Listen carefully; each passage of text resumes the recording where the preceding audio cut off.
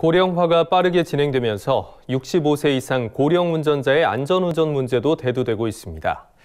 이에 정부는 고령 운전자의 운행을 일부 제한하는 조건부 운전면허 제도를 도입하기로 확정했는데요. 농촌 지역 주민들의 발이 묶여 영농 활동을 제약하는 요소로 작용할 것이라는 우려가 나오고 있습니다. 보도에 권수환 기자입니다. 65세 이상 고령 운전자의 면허 제도가 일부 변경됩니다.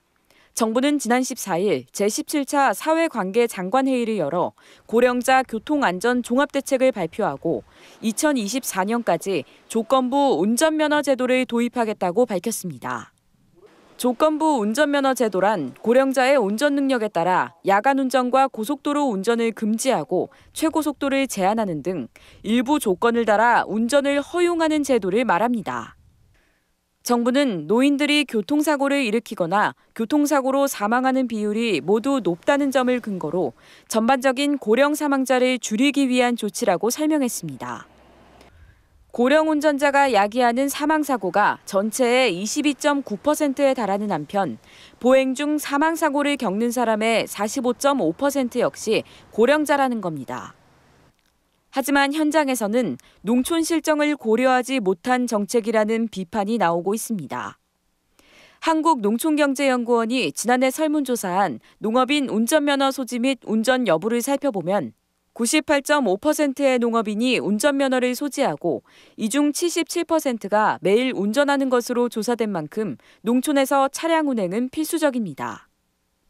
특히 농자재 운반이나 농산물 출하 등 영농활동 시 차량을 이용하는 경우가 대다수인데 야간 운전과 고속도로 운전을 제한한다면 발이 묶여 큰 피해를 볼 수 있다는 우려가 나옵니다. 이와 함께 현재 고령자 연령 기준인 65세 역시 논란을 불러일으켰습니다. 고령화 속도가 빠른 농촌 현실을 반영하지 못했을 뿐만 아니라 일정 나이를 기준으로 일률적인 정책을 적용하는 것이 불합리하다는 겁니다. 농촌에 계신 분들은 정년 없이 일하시잖아요. 차가 없이는 활동할 수 없기 때문에 무작정 나이만 가지고 제한하는 것은 좀 굉장히 위험하다. 이렇게.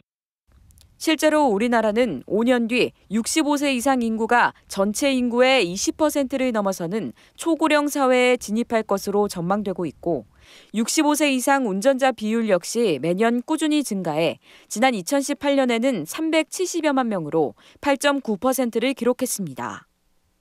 이에 농촌 현실에 맞는 운전 관리 방안이 적용돼야 한다는 목소리가 나옵니다.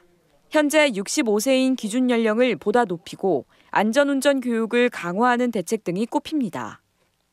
운전에 관련돼 있는 여러 가지들을 좀 체크도 하고 교육도 하고 이러면서 운전 능력을 향상시킨다든지 아니면 또 자기가 스스로 자가 체크가 가능할 수 있도록 그런 시스템을 만들어서 농촌에는 적용을 해야지 과학적이고 객관적인 데이터가 좀 필요하다는 생각이 들어요. 제도 도입까지 남은 기간 동안 농촌의 실정을 고려한 제한 조건을 검토하고 구체적인 보완 대책이 마련돼야 할 것으로 보입니다.